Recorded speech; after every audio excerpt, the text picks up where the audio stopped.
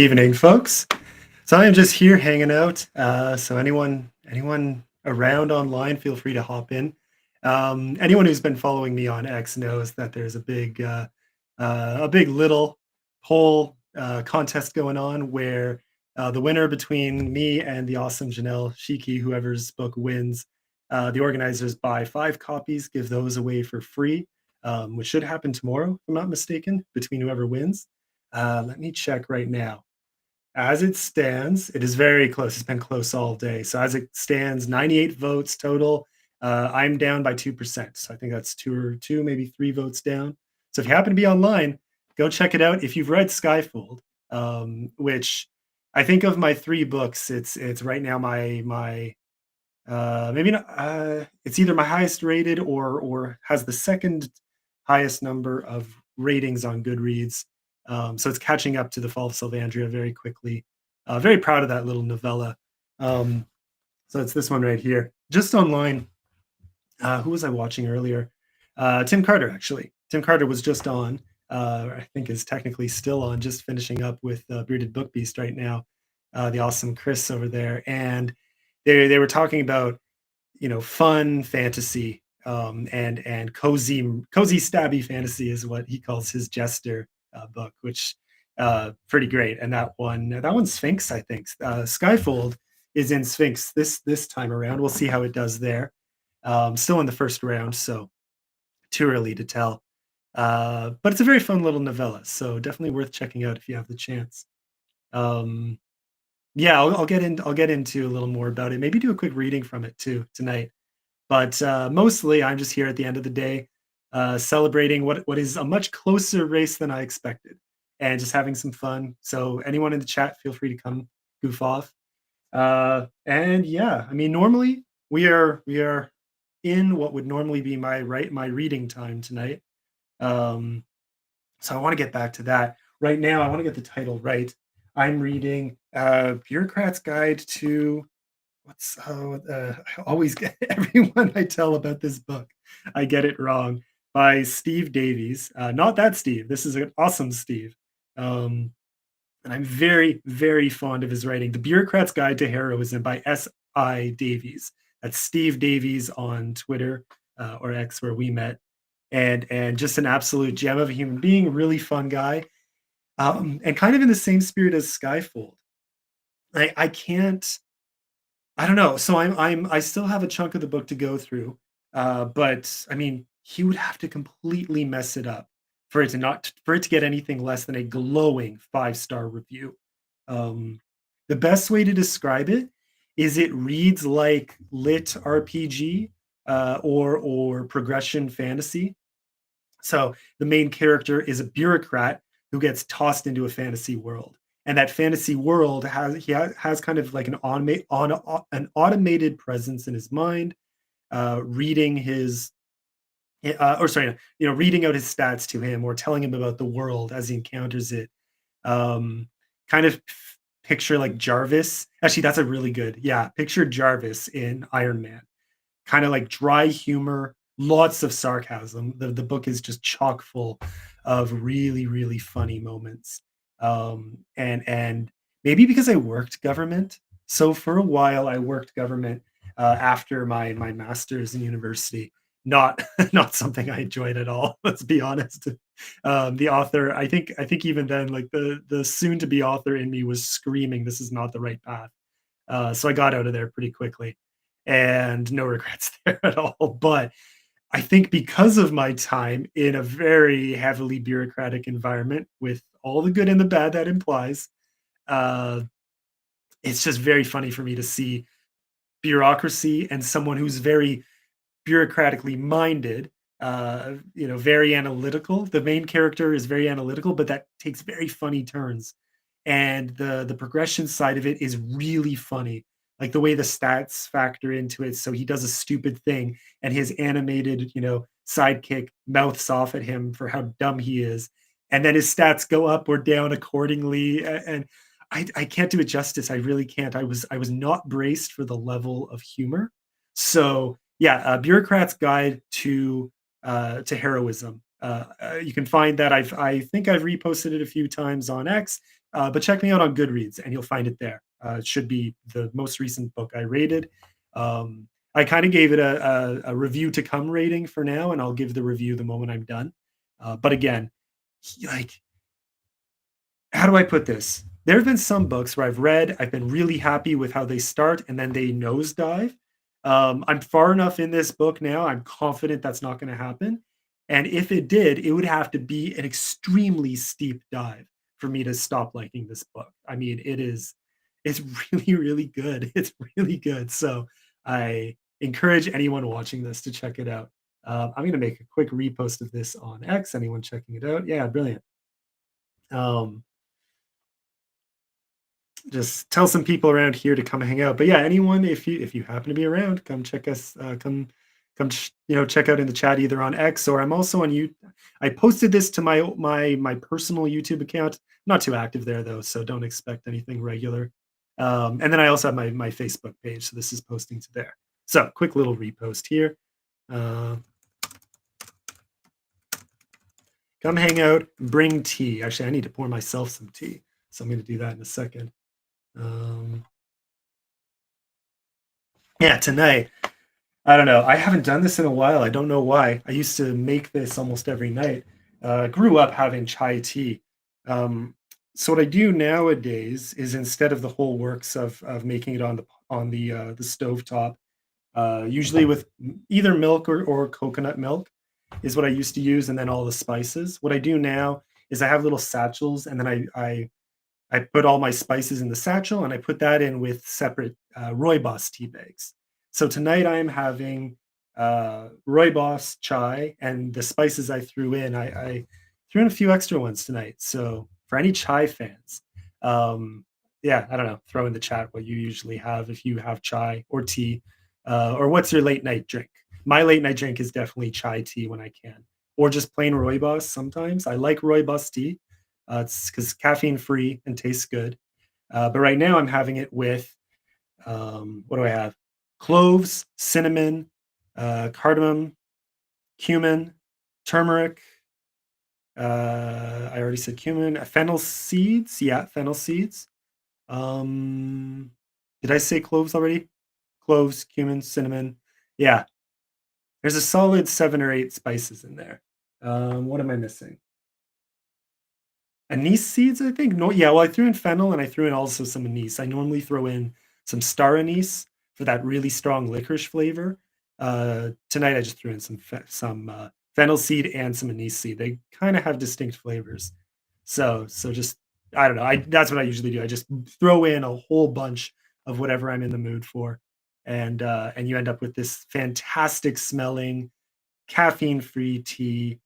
It's, and in this case, so there's no milk in it, so it's very light. It's very, sometimes I like a nice heavy chai at night, and then sometimes I just need a nice light, almost like a green tea, but again, caffeine free, and with all those spices, the smell is incredible. So especially trapped in my little office space here, now my office smells like yeah, chai, a whole bunch of chai spices, but like better. If you're thinking, chai latte from like Starbucks or something, I'm not talking about that. That's gross. That's doesn't even compare to the real thing. So this is so much better. Fresh spices combined with just simple rooibos tea bags. So, anyways, yeah, that's what I'm drinking tonight. What are you drinking tonight? If anyone's in the chat there, let me know. Otherwise, yeah, yeah. Let me think. Today, so yeah, I'm going to talk about Skyfold in a bit, but what have I been up to lately? It's been a fun stretch. So most people who follow my author journey on X know that normally things are very busy. Um, I just came off a stretch where I had 2 books I was editing at the same time, on top of judging for writing battle. So I was from sunup to late night. I was working nonstop on this stuff and didn't get to work as much on my books. But I was also launching. At the time, I was launching The Father of Shadow and Death. So I was doing live interviews as well, and I thought, okay, focus for that month and a half stretch was launching this book and editing 2 other books and judging for the competition. I kind of let my own writing slide, or new writing slide. Now, so I had about a week and a half though I was basically off. I had 2 more editing projects coming, but I had time, so I used that time to dive back into the sequel. So the sequel for The Fall of Sylvandria. Um, that's now at 100 to 113,000 words for that. I'm expecting a solid 60,000 more. I Which is great because 'cause that'll make it the exact same length as book 1, but I worried it would actually be way too short. I don't know why I ever worry about that, you know? It just I sometimes I've fallen a little bit short, and then I always catch that second wind and blast way past the minimum that I was aiming for. So, I don't know. It's just how writing goes. You hit those stretches where you think it's gonna end way sooner than it actually does. And some of that is you intentionally adding what you know it still needs, and then some of that is inspiration that comes as you put in the time. So right now I'm there. That's about the two-third marks. Sorry, the two-thirds mark into the book. I'm almost done. What I'm doing right now is I'm expanding part one of three parts. So the third part I still need to write. I've started it, but I still need to write the majority. Part one needed a lot of work because I wrote that. I wrote that before I even wrote Skyfold, and I wrote that before I wrote The Father, Shadow, and Death. And then I took a break to write those two. I wrote Skyfold, and I had all this. I had all these ideas for The Father, Shadow, and Death. And since it's a prequel to The Fall of Sylvandria.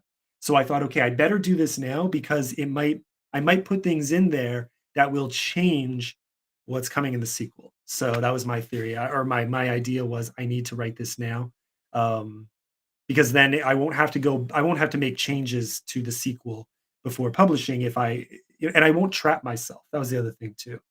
So, anyways, which is actually really good decision because now I'm some of those things that happened in The Father, Shadow, and Death have changed what I want to happen in the sequel to The Fall of Sylvandria.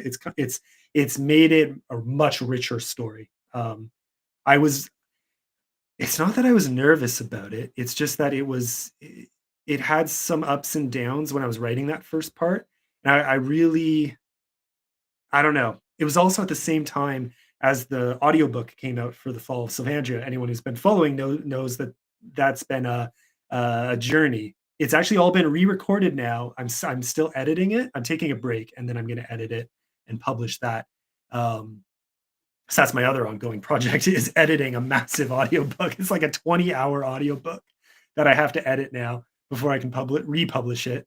And that'll be fun. I'm really excited to hear what people think of that because I used the same tech and the same systems that I used to record The Father of Shadow and Death. And so far, the feedback for that has been much better. And I think that I'm going to get the same response to the redone version of The Fall of Sylvandria. So, anyways, yeah. So all that to say, right now, things are looking good for the sequel. Um, I just have to carve out more time to write now that I'm back to editing. I have a really big editing project right now. It's a very fun book. It's challenging on some other fronts, and it's also one of the longer ones I've edited in a while. So that's fun. It's a great problem to have, but I also have to be careful with my time. I try to carve out my mornings for writing, and some days are more productive than others. I've averaged a solid 500 per day in the morning. Quick little writing session in the morning, followed by editing for the rest of the day, followed by some audiobook editing. I'm also doing some written interviews. So I answering questions typed out and sending them off. So I'm in the middle of finishing one of those actually. I need to get that to the blog that asked me for that interview. It's always fun for some reason because I find those are really good preparation for when you go and when you're being interviewed live um, by a booktuber or something like that.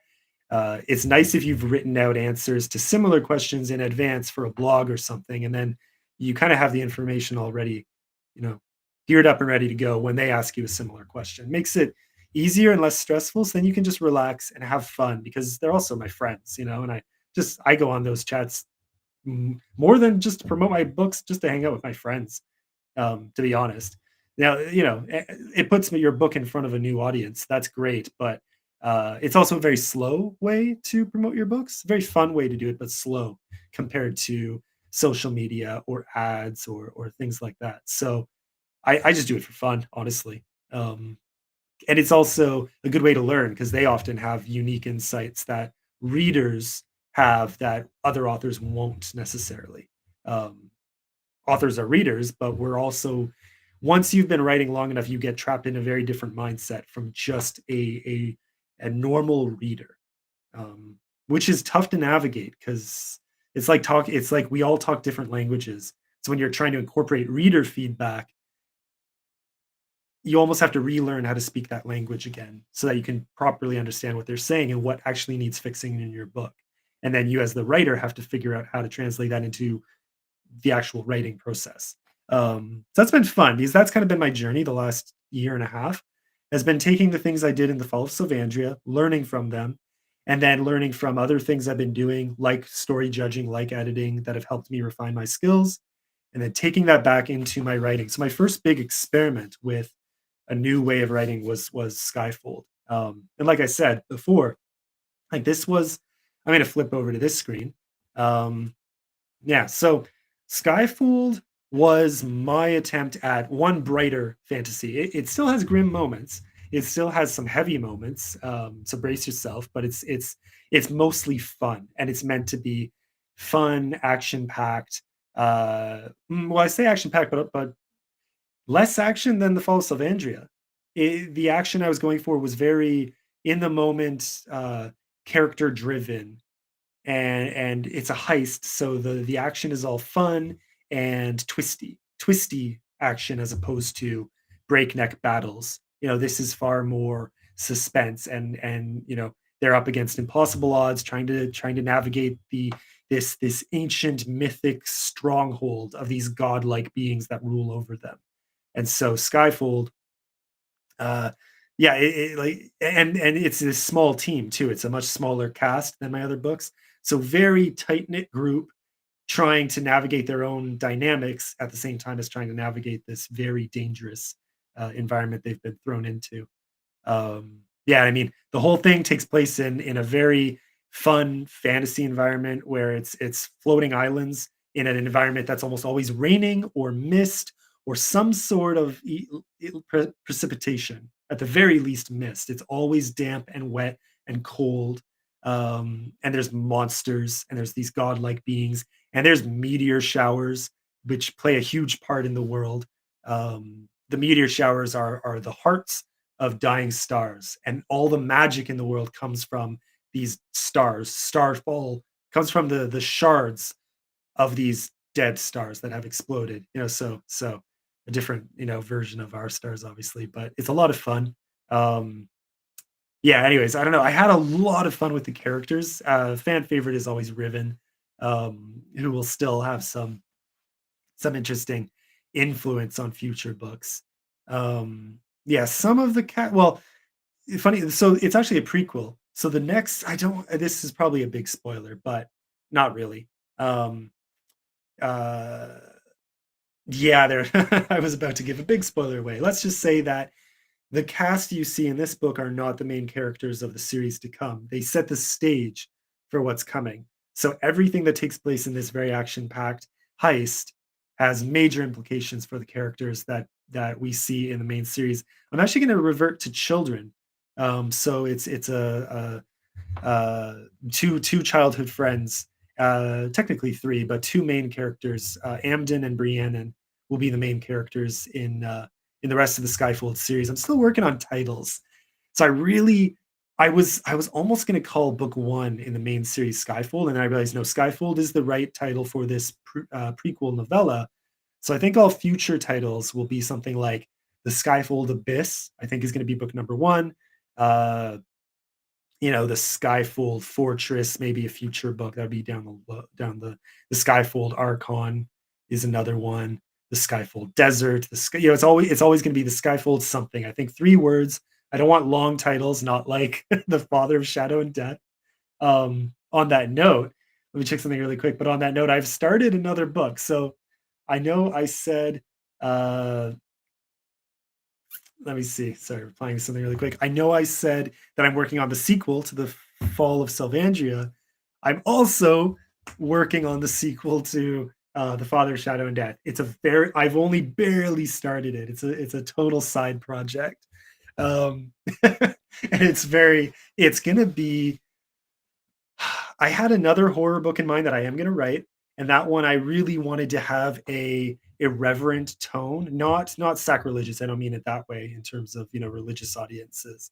I mean just very dry, sarcastic in the midst of horror. That one's gonna be a horror book too. This one has some of that, but it's dragon horror. So the sequel to The Father of Shadow and Death is going to be called A Plague of Fire and Ash.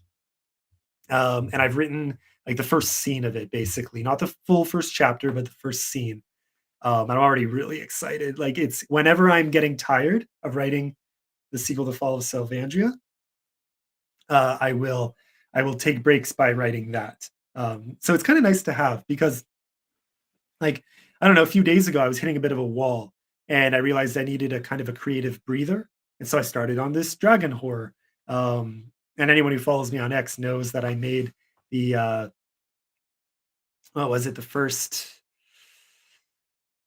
well, not he's not the main character, but I made one of the very pivotal characters in the book is kind of making fun of Matt Falcon, if you follow him on X. So we're pretty good pals in the writing community, and yeah, I decided to have some fun. So I always call him Fat Malcolm instead of Matt Falcon, and so uh, I kind of made a play off of that Fat Malcolm to make a character name in the story, and then I branched off of that and used his Dutch name. So his full Dutch name is Thijs de Valk. So I have now a main character named Fadden Malcor instead of Fat Malcolm, and then I have his family, his sons. He has three sons, and they're all named Thijs. So again, like spelled slightly differently from Thijs de Valk, but Thijs. The second son is named Decus, and the third son is named Valkus. So Thijs de Valk, Thijs Decus Valkus. I shouldn't have so much fun doing that, and maybe it feels like cheating when it comes up to finding fantasy names, but I've done that without people even knowing in my other books, and some of those characters have become favorites. And because I always make them unique, I start with a fun little thing like that to create the name, and then I branch off from that and create totally unique characters, always with little twists that tie back to the person I'm kind of making fun of. And but I never base a whole character on any one real life person.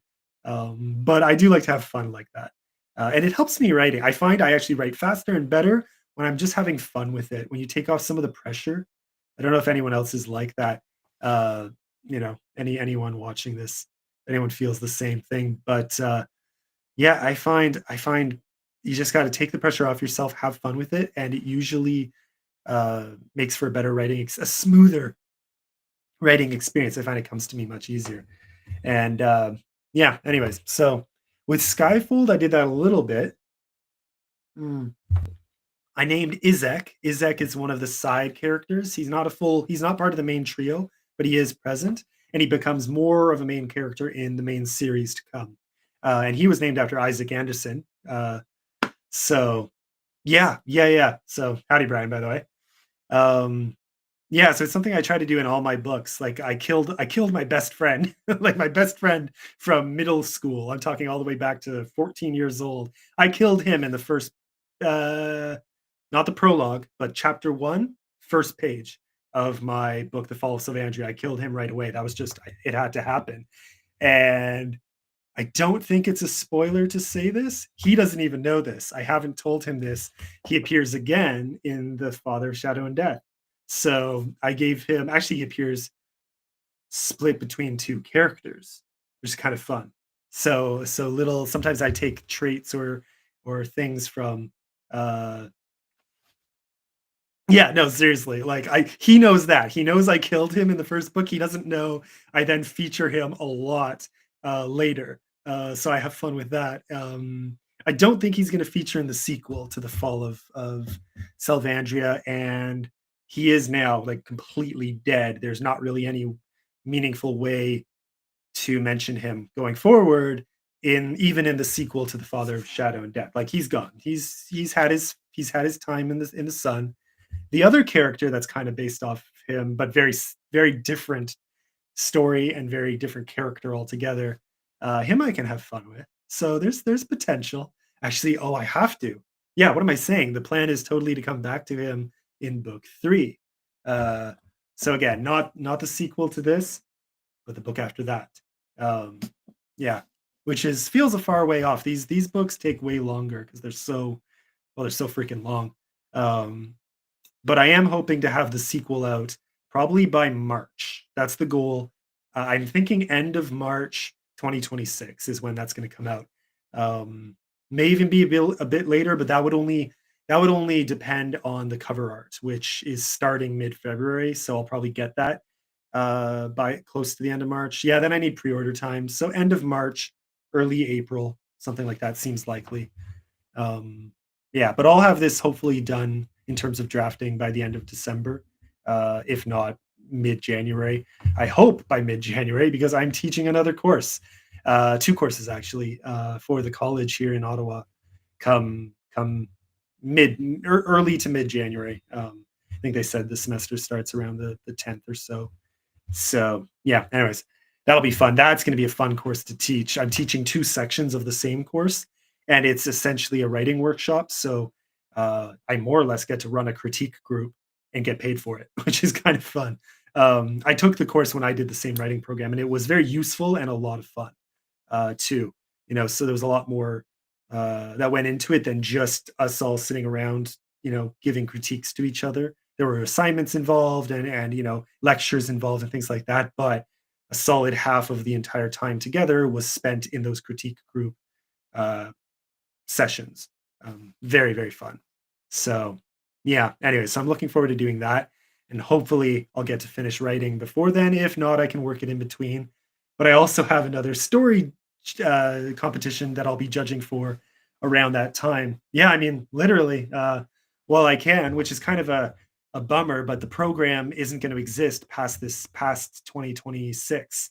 So the school still has a separate creative writing program, so I may get to teach for that. I'm in talks with the department head, and they seemed. I mean, I don't like to cross. I don't like to count my eggs until they're hatched, but it's very promising. I'll get to stay. Just depends. You know, so we'll see what happens once the program ends. There are still opportunities with the department as a whole. All right, see you later, Brian. Yeah, but what was I going? Where was I going with that? Anyways, yeah. So it's a busy time, but I think I can finish the book by then. If not, a month or two late, not a big deal. A big deal for those who are. I have a few fans who keep bugging me about it, and I made a joke about starting another book, and I had one very hilariously. He thought, okay, that keeps me going. It's kind of nice when you have people who are rooting for you and kind of giving you that little nudge to keep going and to keep to your commitments. That's the big thing too. Is that's where I'm struggling right now because I'm telling you, I would still be behind by a massive amount if I had tried to keep pushing through my sequel. Uh, Writing Skyfold was a break and just doing something for fun, doing something because I felt like doing it just to see what happened. Um, and it was the best thing I could have done for my writing. I know some people hate that, and I think it's also personality too. You have to find what works for you. For me, I have to find that balance. I don't wanna go too far that way. If you just start a million different projects, you'll never get any of them done. Um, but if I never give myself that flexibility, I'll stall on one thing and overwork it, rework it, And that's what I was kinda starting to do with the sequel to The Fall of Sylvandria. The Light of Mazara, by the way, is the title for that. So writing Skyfold was just me saying, okay, something about this experience right now is feeling negative. Something about this is draining me. I need to do something fun. I need to change the tone of my stories. I need to move away from just not quite grimdark. I do not think my books are grimdark. Some people have said that. I'm thinking maybe The Father Shadow and Death, but no, that's fantasy horror, but I still wouldn't even call that grimdark. And Fall of Sylvandria, I don't see it. I really don't see it. It's it's there's some violence but it's no, gritty is too strong a word. Gruesome and maybe like one or two scenes, shocking maybe in one or two parts, but it's not grotesque. So if I feel like I don't hit that side of grimdark, I keep language to a minimum. There's like 3 swear words in the whole thing, and they're like I say swear words, but it's like mild cussing. It's like damn and bastard. I think I've thrown ass into uh the A Plague of Fire and Ash that I'm starting to work on now, but that's just so that I could call Matt Falcon an ass. Like that's the only, and other than that, you're probably not gonna see that many swear words in the entire book. Like I have some of my friends who have real mouths on them who make fun of me because I just don't swear that often. And it's just because I don't. I don't talk that way. And it doesn't, if I push it into my writing, it doesn't feel real. Um, if I have a character who would be the kind of person to swear, I have ways to work around that or ways to do it in a way that feels believable. But I find some authors go the other extreme. They're like, oh, well, this is a soldier. Soldiers swear all the time, and every single soldier they have in their book is a jarhead with really foul language. And the truth is, I don't read my epic fantasy looking for that experience. Just being, like, but it's okay that there are books out there that do that, but I feel like sometimes they exaggerate it and sometimes they modernize it. So it's all modern swear words, right? And it feels modern, and that's the problem. It's not you haven't convinced me that I'm watching a soldier in a medieval civilization. You've made me feel like I'm watching a modern jarhead, soldier swearing while at the pub, after his last tour. I don't know. Like I get a very modernized vibe when I read fantasy epic fantasy with too much swearing. So I just don't go that way. So I don't have language, I don't have intense gore, I don't have sex. I have very mild. I think Skyfold was the first time I had like the mildest hint of steaminess. It's not even full spice. It's just a hint of lust thrown in. And I use the word lust intentionally. Like there's romance, but it's very heated and very intense and very quick. It's a pivotal part of the story, but it's not like an open door sex scene or anything. And it moves past that very quickly. So yeah, it's just I don't know, that's not my style. And it's fair to those who are totally okay to do that in your books, and those I would call grimdark. If you have tons of sex, tons of swearing, tons of gore, and the whole world is bleak, bleak, bleak, bleak, bleak, no hope. Okay, fair enough. I can call that grimdark. There's hope, and there's that underlying sense of purpose. I think to the Fall of Sylvandria that other like grimdark doesn't have. I don't know. I find it hard to. Everyone I know finds it hard to define that genre. I'm pretty darn certain I don't qualify. Anyways, my 2 cents. What else can I say? Anyways, yeah. I mean, enough about that. In terms of Skyfold, yeah, like it's fun coming back to Skyfold because I didn't get to do any. I was so busy at the time when I launched it with editing work. Teaching was done by then. Although no, I had some teaching leftovers, so to speak. Some last little things they needed me to do for them that I ended up doing as well. So I had some teaching. I had contest judging. And I had editing work that kept me busy, so it was very hard to do any online promotions. Oh, and I was also doing all caps at the time with Isaac, which was a lot of fun, but it left me 0 time to do my own, I only have so much energy to do that kind of thing. Even this I do for fun when I have the chance, uh, and I'm probably only gonna keep doing this, like, just randomly, just for kicks, see who shows up, but I don't I scheduled this show, let's call it, 15 minutes in advance. Like, it's literally just, "I feel like doing this tonight. Let's have some fun, see who's around tonight." And that's it. So, oh, Timothy Robert just saw the title. I gave this event a title, and what did I call it? I don't have it on my screen. No, yeah, Skyfold and Late Night Tomfoolery was what I named the event. So it's what'll show up on YouTube as the title for the video. And So tomfoolery is what it said at the end, and I totally missed this opportunity. Timothy Robert just pointed out that I should have called it Timfoolery, and I feel like a fool for not calling it that instead of. Anyways, yeah, missed opportunity. If you follow me on X, you know I like to make Tim jokes because there are so many Tim authors that I know now, and we all kind of team up, including Timothy Robert, Tim Carter, Timothy Wolf, Timbo, or say Timo. Oh, why am I? Come on, I'm so sorry, man. If you're watching this, I'm ashamed. Why am I forgetting your last name? Uh, oh, that's not cool. We were just talking earlier today. I'm so sorry, Timo. I just know you as Timo. So this is really bad. I'm going to look up his name really quickly. I'm so sorry, everyone. But why am I not even finding him in my chat? That's there we go. Timo Burnham. There we go. Burnham. Timo Burnham. For some reason, I thought it was a longer name than just Timo, but Timo Burnham. So we've got Tim Carter, Timothy Wolf, Timo Burnham, Timothy Robert, AB Timothy.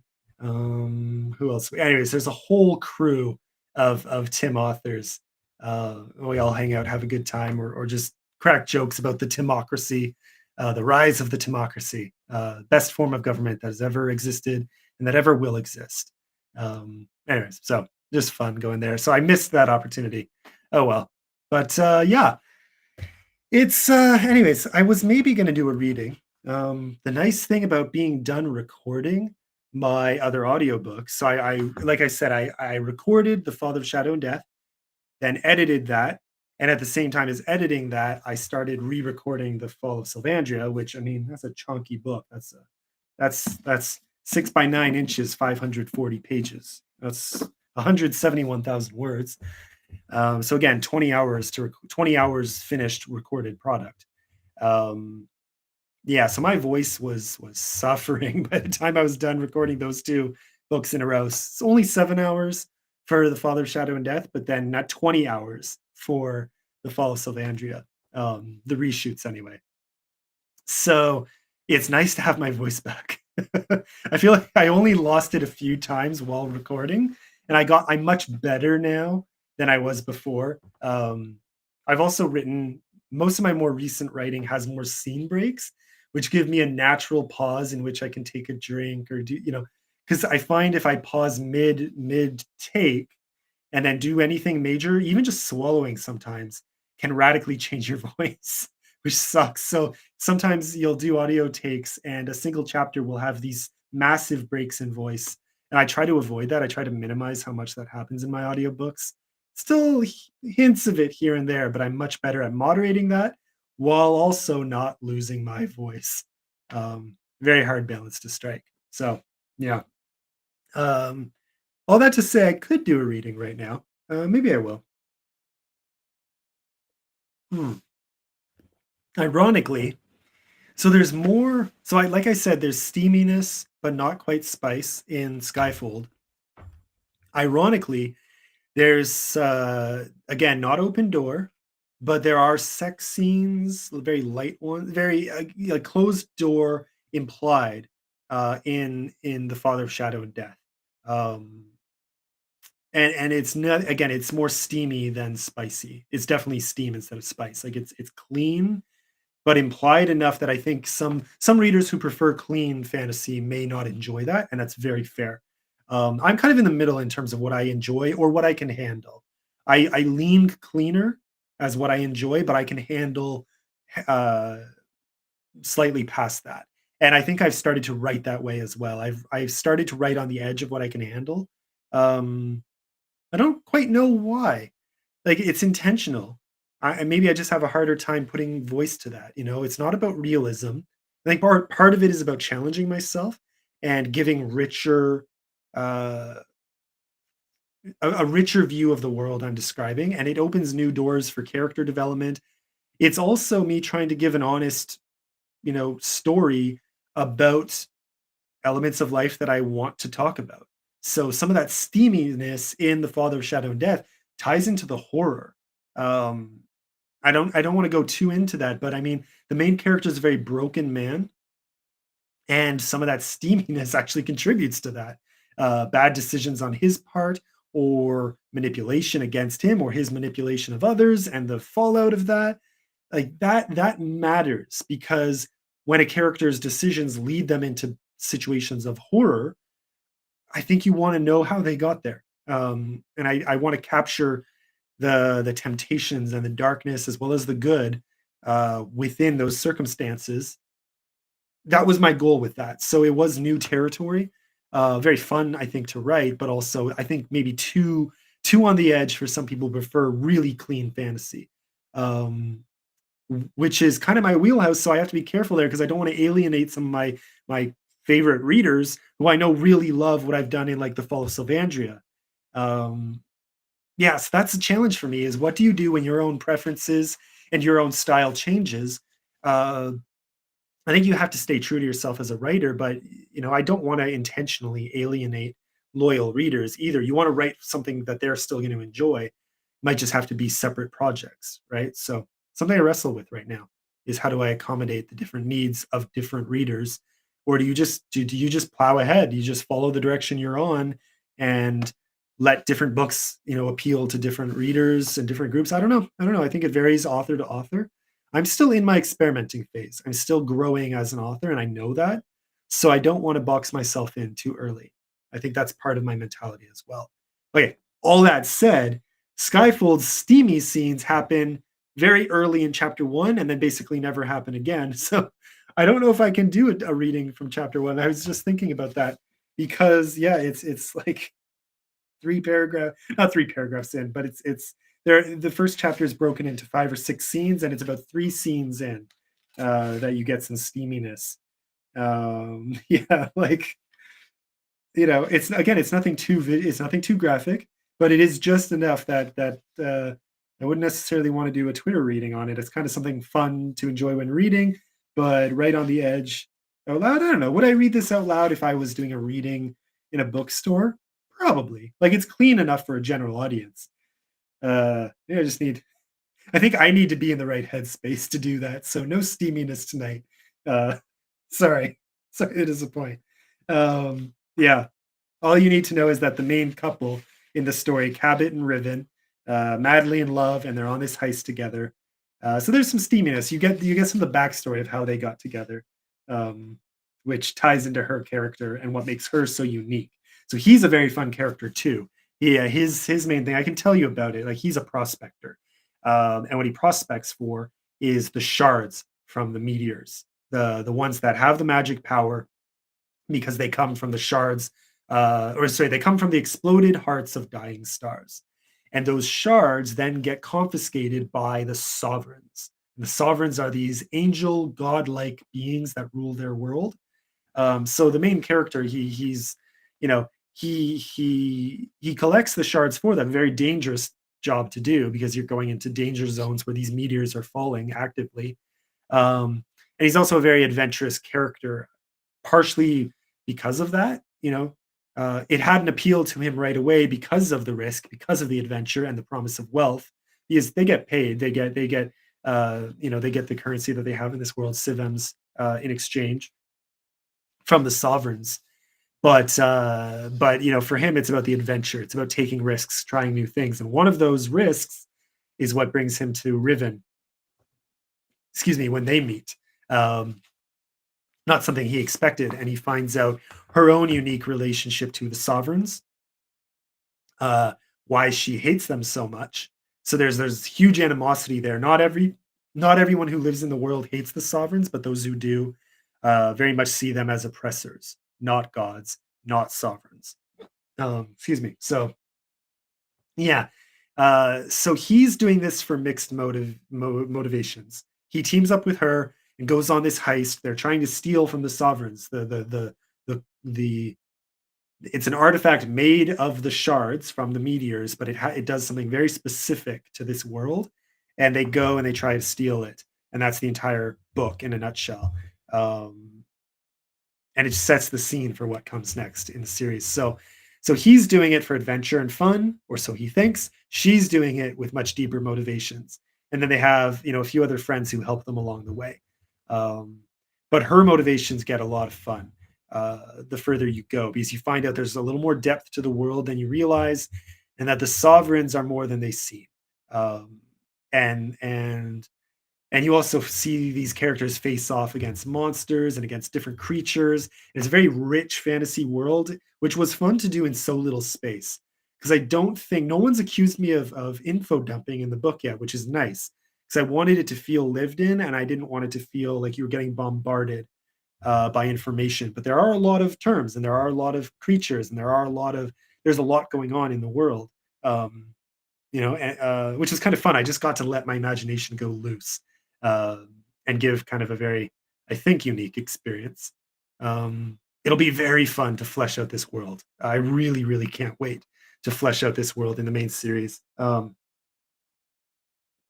spoiler I can give is that you're not going to spend the rest of the series on those islands. You're going to go back there eventually and on and off, back and forth. But a lot of the next book is at some point going to take us down to the world below the islands, which becomes critical. Um, yeah, and kind of a big pivotal part of the series is how they get back up. Uh, it's kind of like falling from grace and falling from heaven, and how do you get back up to where you were? How do you get back up there to fight the sovereigns? If you're cast down, uh, I'm tempted to call the next book Skyfall. No, that would be a terrible title. That's the thing. I wrestle with titles. I wanted Exile in there somewhere, but Skyfold Exile, the Skyfold Exile doesn't. Uh, it could be okay. I can already envision how I want the cover to look. Yeah, that could work. Could work because the main character is the exile, the Skyfold Exile. I don't know. The Skyfold Exodus, that could be more fun because it's more than one character falling from the islands above. Maybe Skyfold Abyss or Skyfold Exodus, I think, are the most likely titles for book one. So that's what's going on there. Yeah, what else can I say about that book that most people, again, I'm trying to stay off spoilers, and I don't want to read through that steamy scene late at night. Uh, and I don't know what else can I say about it. It's just meant as good fun. There's heavier parts later in the book. I don't think that's a spoiler, but brace for some heaviness. But also, it's more that it's bittersweet. It's setting the stage for what comes next. So I knew going in writing this book, it was going to be a lot of fun along the way, and then I was going to have to make some choices that are just it's how the story unfolds. It's how the characters would act. It's exactly where I knew this was going to take them. And I think most people have ended this and said, "I want more," which to me is great. Some people are like, "No, I want it now, you jerk. Why did you do this to me?" And I'm like, "Well, I love hearing that." So it's going to be one of those books. Brace for the desire for more. Um, and I don't know if you want more of that writing style, I can direct you to The Father of Shadow and Death. Again, so very different and much darker. That's the thing. Like Skyfold, brightest book I've ever written by far, brightest, and then darkest right after that. I don't know why I do this to myself. It was like a yo-yo for my emotions. Writing, I get very invested in it. So if the story is bright, I'm bright. If the story is dark, I'm in a bad mood for weeks, and that's great. It works for writing, but it takes a toll. So I always need breaks from my darker themes when I hit them in stories. Um, yeah, I don't know how some authors do it, especially horror authors. I do not know how some otherwise very pleasant horror authors write dark, dark, dark all the time. I would not be able to do that. It's not about capability. I love writing the dark things. I just need a break from them. I couldn't do them one after the other, which is also why I'm trying to kind of go back and forth. Bright, dark, fun, heavy, back and forth, back and forth, back and forth in what books I write, as their overall arc. Is it, bright adventure with dark twists, or is it dark horror? Or, anyways, I'm keeping my options open, and I'm kind of mood writing intentionally. I'm leaning into that while still trying to get like I'm staying committed to my goals, but I want, like I said earlier, I need that flexibility. If I don't have that flexibility in my writing, uh, I get stuck. That's what happened, I think, with my sequel. I was working on it, and I hit a point where I kind of lost not motivation, um, just genuinely like maybe it was more just burnt out. I really hit a point where I was burnt out, cr- not quite creatively. I had all these ideas, but when it came time to putting them on paper, I didn't have the same enthusiasm. And that matters to me. I don't It's not about writing only when you feel like it, but sometimes a massive burnout like that is a signal that as an author you should obey. Maybe not true for everyone, but for me it proved to be very true. Like I said, it led to two new books that I think of. Everyone who like they're very well received, even compared to the Fall of Sylvandria, which is saying something. So I think I made the right call, but it was definitely a scary leap to make at the time because you kind of feel like you're giving up. You're walking away from your current project, which so many people had told me, never, never do that. If you do that, you're not a serious author. Well, I did it. Now I'm back to it. Bite me. You know, like you do you, but you got to, as like we each have to do what's through experimenting, you find what works best for you, and that's what you have to do in the end. So the gurus and the advice givers can only take you so far. You have to figure out what works for you. So that's where I am right now. I'm now working on two projects at the same time: a fun dragon horror, and again I say fun. It's irreverent dragon horror, and slightly not exclusively designed to make fun of Matt Falcon, but a lot. Next on the chopping block is Yan Miklazevich, but he already has cameos in the sequel to the Fall of Savandria. So a book purely dedicated to him, I probably should do him and E.L. Lyons Pen. I have to roast them a little bit in my books at some point, but that's a future endeavor. That's coming eventually. That'd be fun. That'd be I don't know. I don't know. I'll crack some inside jokes their way in the middle of the books. Yeah, anyways, that's what's new. Skyfold, yeah, like, I don't have too much more to say about that. It's fun, it's short. That's the problem too. It's so short that I feel like saying much more about it would spoil some very fun things coming. So brace for intrigue, brace for, fun fantasy, uh, but also epic fantasy. So it's an epic fantasy setting, but a fun scenario, and it's very fast. It's a very short book. It's only in print it's like 80 something pages. On Kindle it's 90 something, 96. Like it's less than 100 pages. Yeah, 82 pages in print. Probably the font I uses makes it a little better. On Kindle I know it counts for 96 pages. So very short. Audiobook as well. So the audiobook for that is out. That one I thought of re-recording, but I've received almost all positive feedback on it, so I think it came out much better already.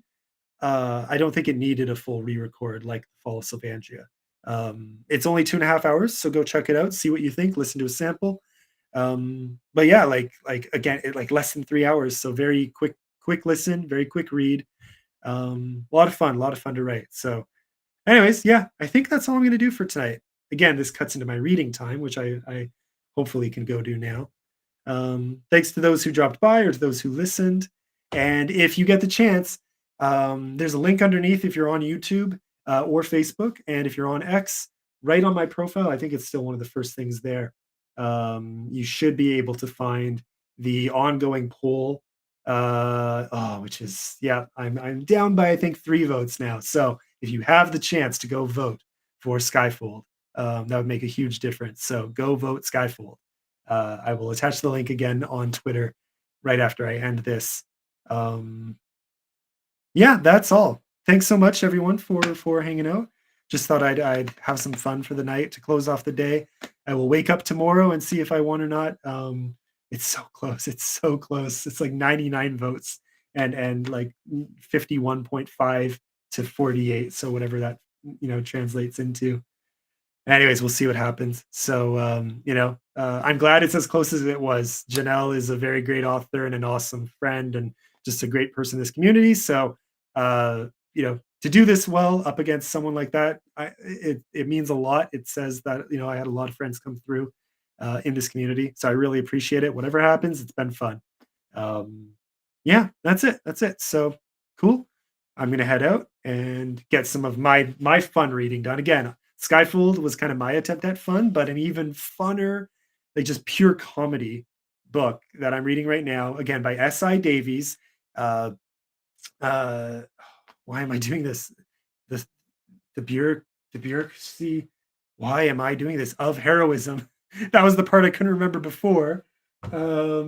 Bureaucrat's Guide to Heroism. Do I have that right? Because it's kind of a joke on the Hitchhiker's Guide to the Galaxy, but come on. The Bureaucrat's Guide to Heroism. Thank you. Yes. The Bureaucrat's Guide to Heroism. Sorry, my Kindle was taking a second to load. Go read that book. Highly, highly recommend. You know what? I'm going to link to that underneath because that deserves an extra shout out. Just really, really fun. I cannot praise that enough. Just what I've seen so far, I'm really happy with it. So, yeah, I don't know. Go check it out. Have a great night, everyone. I'm going to finish my pot of chai tea. I chai, whatever you want to call it. It's kind of cheating chai again because it's rooibos with spices. So not quite. I still prefer it with milk on the stove and two bags of black tea. But late at night, I need this caffeine free version, cheaters version, but it's still pretty darn good. So yeah, enjoy whatever you're drinking tonight. Have a great night and see you around on X. Cheers, everyone.